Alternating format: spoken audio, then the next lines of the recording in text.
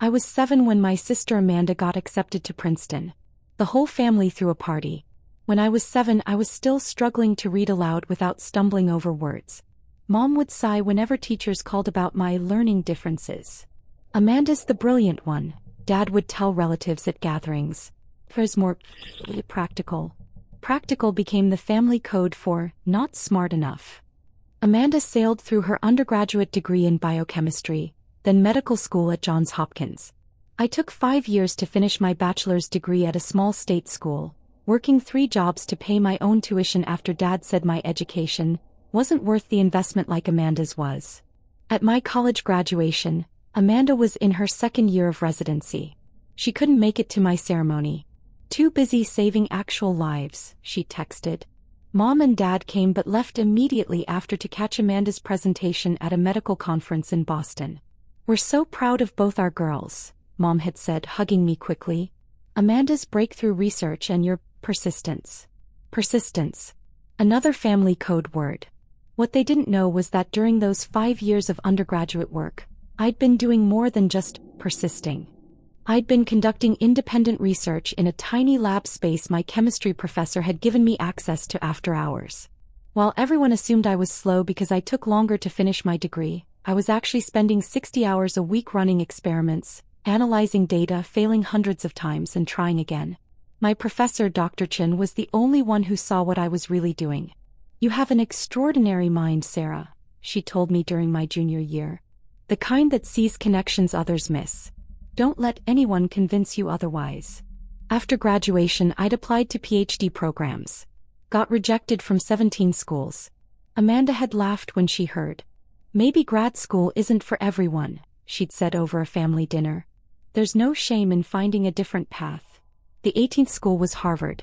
They'd seen my research proposal, the preliminary data I'd gathered in Dr. Chen's lab. They offered me a full scholarship plus a research stipend. I accepted immediately but didn't tell my family the details. Sarah got into some graduate program, Mom had told relatives vaguely. We're not really sure what she'll do with it. I let them think whatever they wanted. I was too busy working 18-hour days in the lab, pursuing something that had captivated me since my undergraduate research. A novel approach to targeting cancer cells without destroying healthy tissue. The traditional methods were brutally toxic. I wanted something different. Something precise. My family rarely asked about my work. When they did, I kept answers brief. Still in the lab. Still researching. They'd nod politely and change the subject to Amanda's latest achievement, her promotion to attending physician, her publication in the New England Journal of Medicine. 5 years into my PhD program, I had my first major breakthrough. The compound I'd been developing showed unprecedented results in laboratory models, destroying cancer cells with 97% specificity while leaving healthy cells completely untouched. Dr. Chen, now my doctoral advisor, stared at the data for 10 minutes straight. Sarah, do you understand what this means? Her hands were shaking. This could change everything. I defended my dissertation 3 months later. Dr. Sarah Williams, PhD in biochemistry, Harvard University.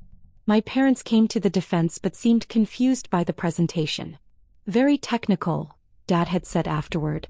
I'm sure it's impressive to other scientists. Amanda hadn't come at all. Can't get away from the hospital, she texted. After graduation, Harvard offered me a position as assistant professor and gave me my own research lab. At 29, I was one of the youngest faculty members in the department. My family's response was muted. That's nice, dear, Mom had said. Amanda just made chief resident. I spent the next 3 years refining my research, conducting clinical trials, publishing papers in the most prestigious journals in the field. The results were extraordinary. The pharmaceutical companies started calling. The patent attorneys got involved. My family still had no idea. Every family gathering was the same. Amanda's achievements took center stage. My work was an afterthought, something they didn't understand and didn't really try to. Last Thanksgiving, I'd shown up to my parents' house alone as usual. Amanda arrived with her fiancé, Mark, a successful cardiologist. The house was decorated with "Congratulations Amanda and Mark" banners. They'd just gotten engaged. Sarah. Mom had greeted me at the door. You're early. We're still setting up for Amanda's engagement celebration. I'd known about the engagement for 3 weeks. No one had mentioned they were turning Thanksgiving into Amanda's party. I brought a pie, I said, holding up the dessert I'd made at 3 that morning after leaving the lab. Oh, how sweet. Just put it in the kitchen. Amanda's caterer brought most of the food. The house filled with relatives. Everyone wanted to hear about Amanda's engagement, her recent promotion to assistant chief of medicine, her upcoming paper in JAMA. I sat on the couch answering polite questions about my work with vague responses. Still doing research? Uncle Tom asked. That's nice. Steady work, I suppose. Amanda held court in the center of the room, her engagement ring catching the light. Mark stood beside her, proud and attentive. They made a striking couple, successful, confident, clearly going places. Sarah's still at her little lab, I heard Amanda tell a cousin. Very dedicated to her experiments. It's admirable, really, how she's found her niche. Her niche. Like I was a strange creature that had found a small hole to hide in. Dinner was served at a long table. Amanda and Mark sat at the head with my parents. I was at the far end between my teenage nephew and my aunt who was mostly deaf. The conversation flowed around me, a river I wasn't really part of. Amanda, tell everyone about your latest patient success, Mom prompted, beaming. Amanda launched into a story about a complicated cardiac surgery case she'd consulted on. Everyone listened with rapt attention. When she finished, applause broke out. Incredible, Dad said, his voice thick with pride. Our daughter saving lives. I took another bite of turkey. In my pocket my phone buzzed. I ignored it. It was probably the lab. Something always needed attention. Sarah, are you still doing those experiments? Aunt Carol asked loudly from across the table. The ones with the mice? Cellular research, I corrected gently. Not mice. Cell cultures mostly. That's nice, dear. Do you get to use microscopes? Amanda laughed. Sarah's been staring through microscopes for years, Aunt Carol. It's very detail-oriented work. Requires a lot of patience. She smiled at me, a smile that didn't quite reach her eyes. Sarah's always been patient. Persistent. There was that word again. Must be very different from real medicine, Mark commented. Amanda tells me you're still working on your theories? Not theories, I said quietly. Evidence-based research. Right. Of course. He took a sip of wine. Still must be nice to work in a lab. Less pressure than clinical medicine. No life or death decisions. My phone buzzed again. And again. I excused myself from the table and checked it in the hallway. 7 missed calls from Dr. Chin. 12 from the Harvard Dean's office. 3 from numbers I didn't recognize. I stepped into the bathroom and called Dr. Chin back. Sarah. Thank God. Where are you? Her voice was breathless with excitement. My parents' house. Thanksgiving dinner. What's wrong? Wrong? Nothing's wrong. Everything's right. The patent office called. Sarah, they approved it. All of it. The compound, the delivery mechanism, the entire treatment protocol. And the pharmaceutical companies, there's a bidding war. The lowest offer so far is $3.2 billion. I sat down on the edge of the bathtub. $3.2 billion? And that's just the starting point. The FDA fast-tracked the clinical trials based on your phase 2 results. Sarah, they're calling it the biggest breakthrough in cancer treatment in 50 years. The Harvard Medical School dean wants to speak with you immediately. The Nobel Committee's office has been trying to reach you. CNN, the New York Times, they're all calling the university. Where are you? We need you back here.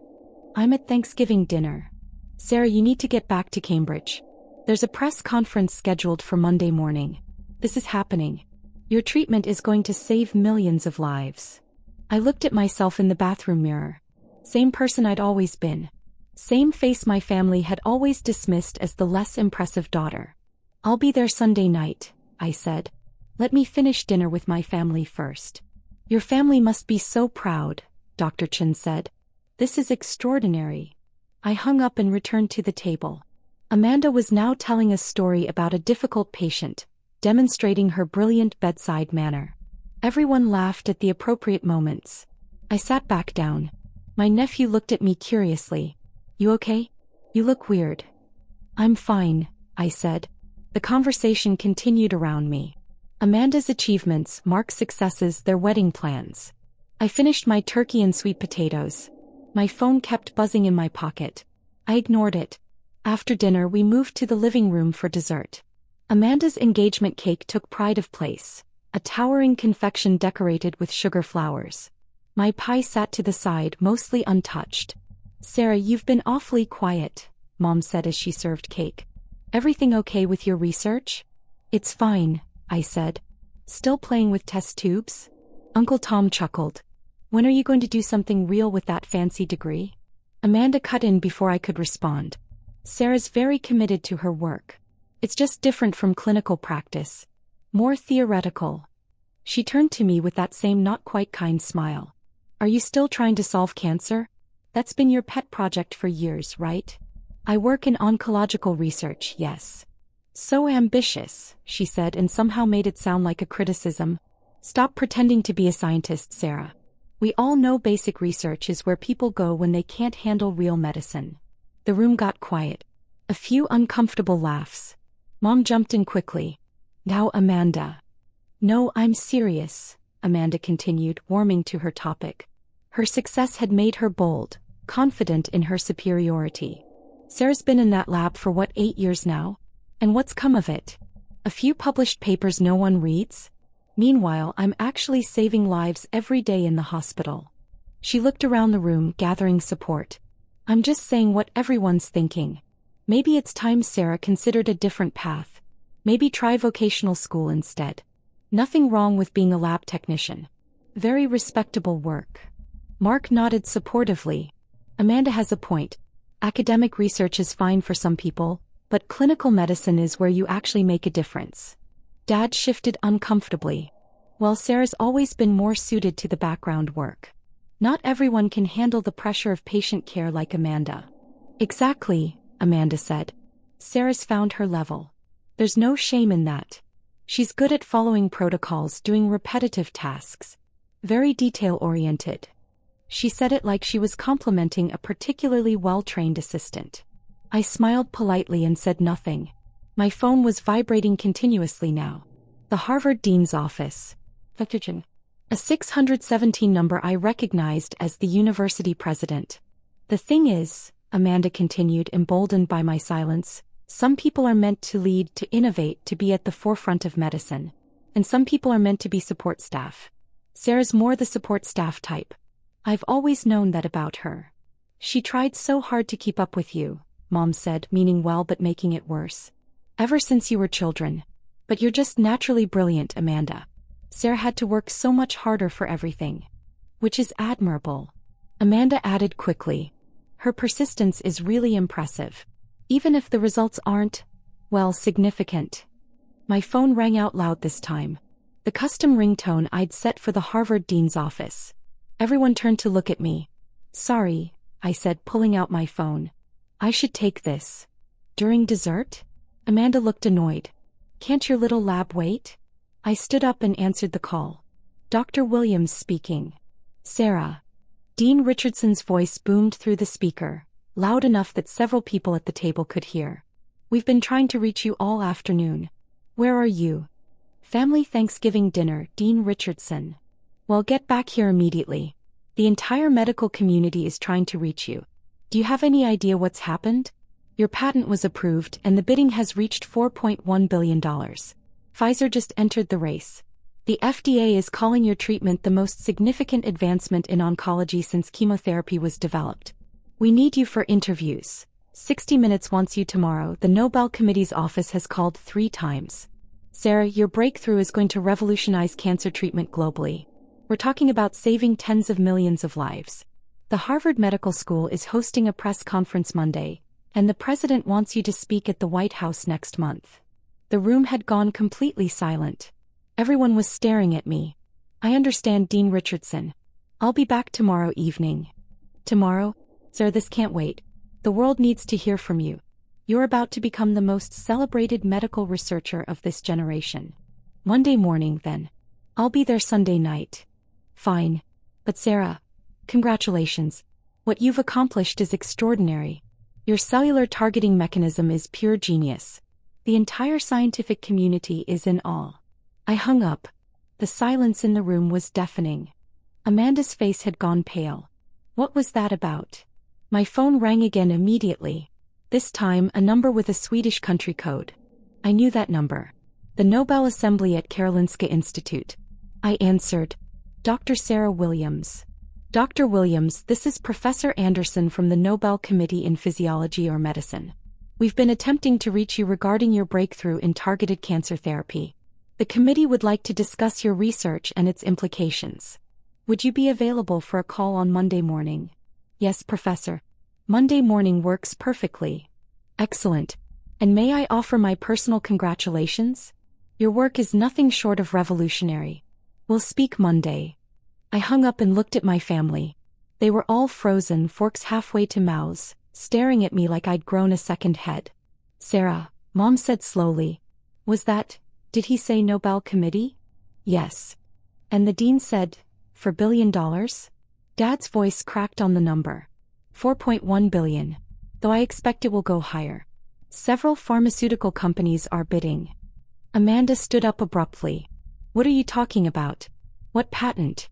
What breakthrough? I pulled out my phone and opened my email. Forwarded the patent approval documentation to the family group chat. My research for the past 8 years. A novel compound that targets cancer cells with 97% specificity while leaving healthy tissue unharmed. It's been through successful Phase 1 and Phase 2 clinical trials. The FDA fast-tracked it for Phase 3. Early projections suggest it could extend survival rates for stage 4 cancer patients by an average of 15 years, with significantly improved quality of life. I watched them open their phones, their faces as they tried to comprehend the technical language, the scope of what they were reading. But you're just... Amanda's voice trailed off. You're doing basic research. You're not a real doctor.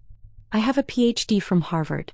I'm an assistant professor in their biochemistry department. I run my own research lab. And as of 3 hours ago, I'm the developer of what the FDA is calling the most significant cancer treatment breakthrough in half a century. Mark looked like he might be sick. $4 billion? For the patent licensing, yes.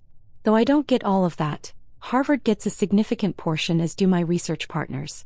But my share will be substantial. Mom sat down heavily. Why didn't you tell us? I tried. For years. You weren't interested. Every family gathering, every conversation about my work, you dismissed it as experiments and theories. You told me I wasn't cut out for real medicine. That I should find my level. Amanda's hands were shaking. You let us think you were failing. You let us think your research was going nowhere. I didn't let you think anything. You assumed. I corrected you multiple times. You just didn't listen. You were too busy being the successful one, the brilliant one, the one who was actually making a difference. Dad's face had gone red. But you never said anything about breakthrough research or patents or... I published 17 papers in the past 3 years in Nature, Science and Cell. I presented at the American Association for Cancer Research Conference. Twice. I was profiled in the MIT Technology Review last year. You never asked to read any of it. You never came to any of my presentations. You came to Amanda's every single time. Those journals, Uncle Tom started, are the most prestigious scientific publications in the world. I finished. Amanda knows that. She reads them for her own field. He saw my work. She just chose to dismiss it. Amanda's engagement ring caught the light as she gripped the edge of the table. You made me look like a fool. No, you did that yourself. I've been telling you for 8 years that my research was significant. You chose to believe I was playing in a lab because I wasn't good enough for clinical medicine. You chose to mock me at every opportunity, to remind everyone that you were the successful sister and I was just persistent. My phone buzzed again. Then the New York Times. Then the BBC. I need to go, I said, standing. I have to prepare for the press conference on Monday. And I should probably start returning these calls. Apparently, the governor wants to give me an award and the president wants me at the White House. Sarah, wait. Mom reached for me. We didn't know. We didn't understand. You didn't want to understand. There's a difference. I grabbed my coat from the hallway. Behind me, the room exploded into chaos. Amanda was crying. Dad was frantically Googling my name. Mom was trying to read the patent documents on her phone. Uncle Tom was telling anyone who would listen that he'd always known I was brilliant. I walked out to my car. My phone rang again. Dr. Chen, are you on your way back? Yes. I'll be there by midnight. Good. Because I just got off the phone with the Lasker Foundation. Sarah, they want to give you the Basic Medical Research Award. And there's talk of a breakthrough prize. Your treatment is going to change everything. Every cancer patient in the world will benefit from your work. I drove back to Cambridge in silence, my phone lighting up with call after call. By the time I reached my apartment, the news had broken. Harvard researcher develops revolutionary cancer treatment, was trending on every social media platform. My university photo was everywhere. Sunday morning, I woke up to 847 unread emails and 92 voicemails. 23 were from my family. I didn't listen to any of them. The press conference on Monday was surreal. Dean Richardson introduced me as one of the most brilliant minds of her generation. The room was packed with journalists, researchers, pharmaceutical representatives. Camera flashes went off continuously. I explained my research in terms the general public could understand. The questions went on for 2 hours. When I mentioned the projected survival rate improvements, several people in the audience started crying. After the press conference, Dr. Chen pulled me aside. The final bid came in. $5.7 billion from a consortium of pharmaceutical companies. They want to fast-track production immediately. Sarah, your treatment could be available to patients within 18 months. That's faster than I expected. The FDA is making it a priority. Your phase 2 results were too compelling to ignore. This isn't just a breakthrough, Sarah. This is a revolution. My phone rang. My mother. I let it go to voicemail. Tuesday morning, I was on the cover of Time magazine. The scientist who changed cancer treatment forever. The article detailed my research, my years of work, my breakthrough. It mentioned, almost as an afterthought, that I had a sister who was a physician. Amanda called 17 times that day. I didn't answer. Wednesday, I received a formal invitation from the White House. The president wanted to present me with the National Medal of Science. The ceremony would be in 2 months. Thursday, my mother showed up at my lab unannounced. Security called me down to the lobby. Sarah, please. We need to talk. I'm very busy, Mom. I have interviews with the BBC and The Economist this afternoon. I know we made mistakes. I know we didn't appreciate what you were doing. But you're still our daughter. We're still your family. Am I? Because for the last 15 years, you've made it very clear that Amanda was the daughter worth celebrating. I was just the persistent one. The one who wasn't quite good enough. That's not true. It is true. You said it yourself over and over again. You just didn't expect me to succeed despite your dismissal. You thought I'd accept my place as the lesser daughter and be grateful for whatever scraps of attention you offered. He was crying now. Please don't shut us out. Amanda's devastated. She didn't understand. None of us did. Because you didn't try to understand. I gave you every opportunity. You chose to believe I was failing because it was easier than accepting that I might be succeeding in ways you couldn't measure. What do you want us to do? I looked at her, this woman who had raised me, who had loved me in her way, but who had always found me somehow lacking compared to my brilliant sister. I want you to go home. I want you to think about the last 15 years. Every dismissal, every assumption, every time you chose not to ask about my work because you'd already decided it wasn't important.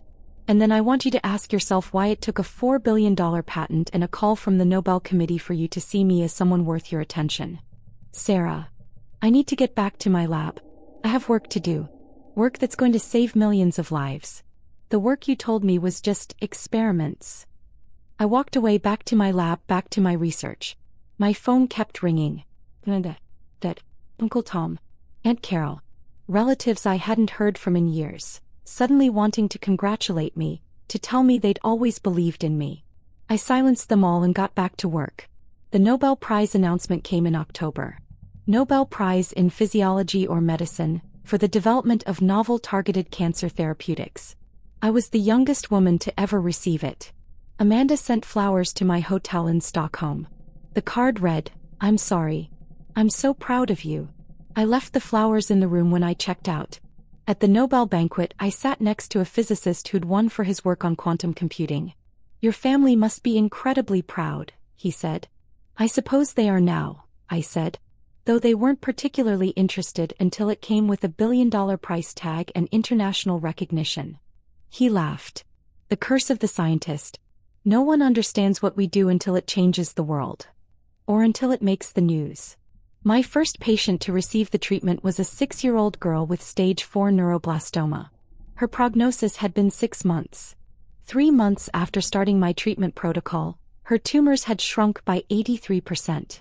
The oncologists were calling it miraculous.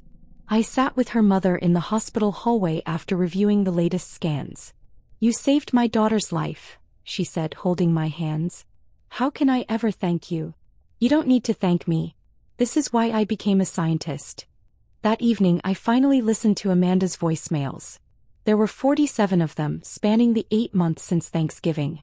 The first dozen were angry, defensive. The middle ones were pleading. The most recent ones were different. "Sarah, I watched your interview on 60 Minutes.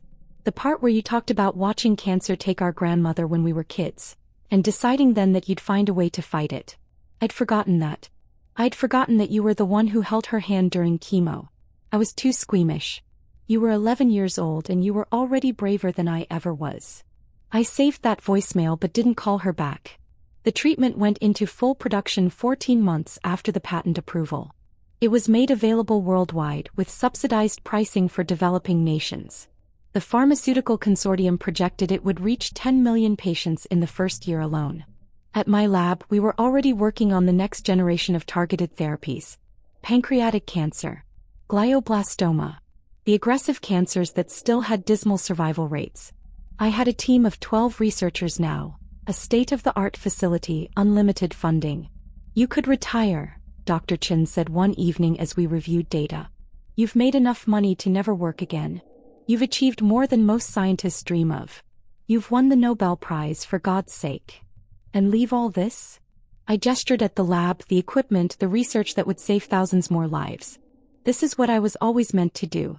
My family just couldn't see it." "Have you talked to them?" "My mother sends emails. Amanda calls every few weeks. I mostly don't respond." "They're trying, Sarah. They're trying now because I succeeded in spite of them. Where were they when I needed support? When I was working 3 jobs to pay for college because Dad said I wasn't worth the investment? When I was defending my dissertation to a room full of skeptical professors and my family couldn't be bothered to understand what I was presenting? They didn't believe in me then. I don't need them to believe in me now." Dr. Chin was quiet for a moment. "That's your choice. But holding on to anger won't make the research better." "I'm not angry. I'm just done pretending we're a close family. They taught me that love is conditional, that worth has to be proven in terms they understand. I've proven it now. But I don't need their validation anymore." 2 years after the patent approval, I was invited to speak at a cancer survivors conference. 3,000 people filled the auditorium, all of them alive because of the treatment I'd developed. Some had been given months to live. They'd now been cancer-free for a year, 2 years longer. A woman approached me after my speech. She was in her 40s, vibrant and healthy. "I was diagnosed with stage 4 ovarian cancer 3 years ago. They gave me 6 months. I've now been in complete remission for 18 months, thanks to your treatment. I got to see my daughter graduate high school last week. I'm going to walk her down the aisle next summer. You gave me that." I hugged her, this stranger whose life I'd saved, and felt the weight of what I'd accomplished settle into my bones.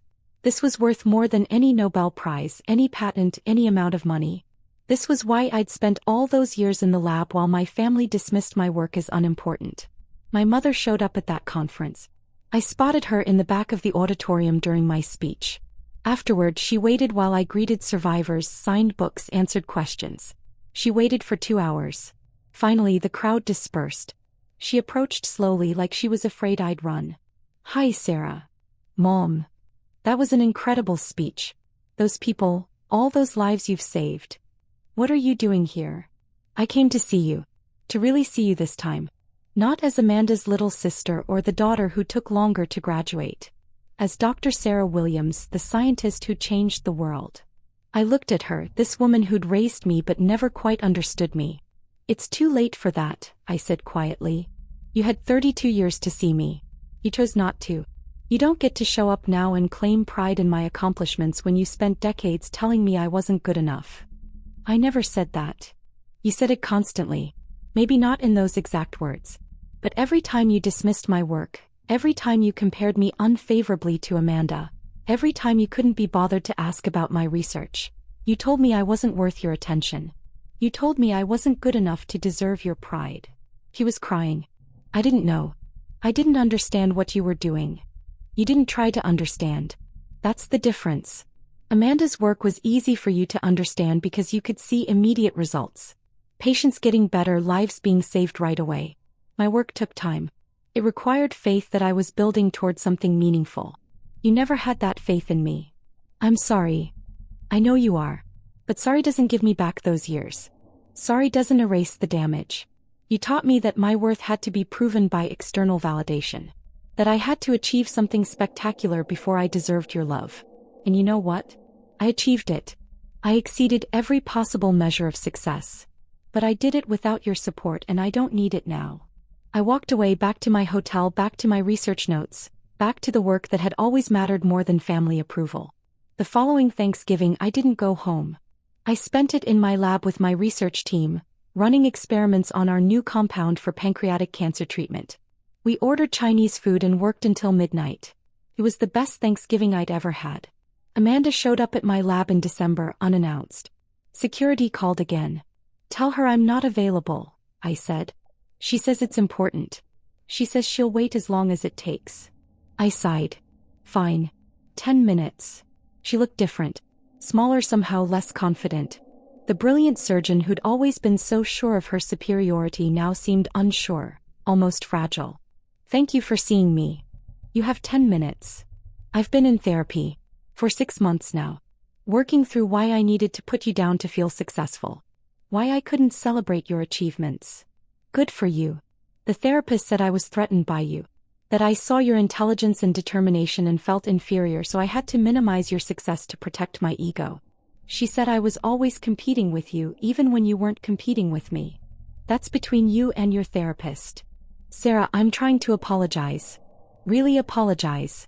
Not because you won a Nobel Prize or made billions of dollars. But because I was a terrible sister. Because I spent our entire lives tearing you down when I should have been building you up. Okay. Okay? That's all you have to say. What do you want from me, Amanda?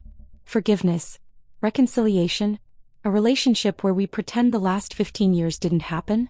I don't have the energy for that. I'm too busy saving lives. The work you said wasn't real medicine. I was wrong. Yes, you were. And maybe someday that will matter to me. But right now, I have research to complete, patients who need treatment, and a world that's finally taking women in science seriously because of what I've accomplished. I don't have time to manage your guilt. I miss you. You miss the idea of me. The little sister who was supposed to stay in her place, who was supposed to be grateful for scraps of attention. You don't miss the real me because you never knew the real me. You were too busy being the star to notice I was becoming the sun. I walked back to my lab, leaving her standing in the lobby. My 10 minutes were up. 3 years after that Thanksgiving dinner, I was named one of Time magazine's 100 most influential people in the world. The profile was written by a Nobel laureate in chemistry. It called my cancer treatment the most significant medical breakthrough of the 21st century, and predicted it would save over 100 million lives in the next decade. My family sent congratulations. I sent polite thank you messages back. We're cordial now, in the way of distant relatives who see each other at obligatory gatherings. I attend Christmas occasionally, always leaving early for lab work. Amanda and I exchange pleasantries. Mom tries too hard to ask about my research. Dad tells people I'm a scientist like he's testing out an unfamiliar word. They want forgiveness. They want reconciliation. They want me to say it's okay, that I understand that family is what matters. But I learned something important in those years they dismissed me. Family is not just biology. Family is the people who believe in you when you're nobody, not just when you're on the cover of Time magazine. Family is Dr. Chin, who saw my potential when I was a struggling undergraduate. Family is my research team who work 18-hour days because they believe in our mission. Family is the thousands of cancer survivors who send me thank you cards, who name their children after me, who got to live because I never gave up. My biological family taught me that success measured in their terms was the only success that mattered. They taught me that external validation was more important than internal worth. They taught me that love is conditional, that pride must be earned by achievements they could understand and brag about. They were wrong about all of it. I'm Dr. Sarah Williams. I have a PhD from Harvard. I run one of the most prestigious research labs in the world. I've won the Nobel Prize. I've saved millions of lives and will save millions more. And I did it all without needing my family to understand, to believe, or to be proud. Their pride means nothing to me now. My work speaks for itself.